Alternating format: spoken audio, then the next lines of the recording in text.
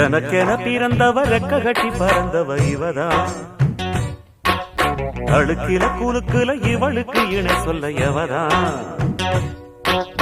ஊரையெல்லாம் இவதானே கூவி அழைச்சா ஆசை மாம இவன் தான் பாட்டு படிச்சா எம்மாடியோ உனக்கென பிறந்தவர் கட்டி பறந்தவ இவதான் என விட உனக்கு இங்கு மனசுக்கு பிடிச்சவ எவதான்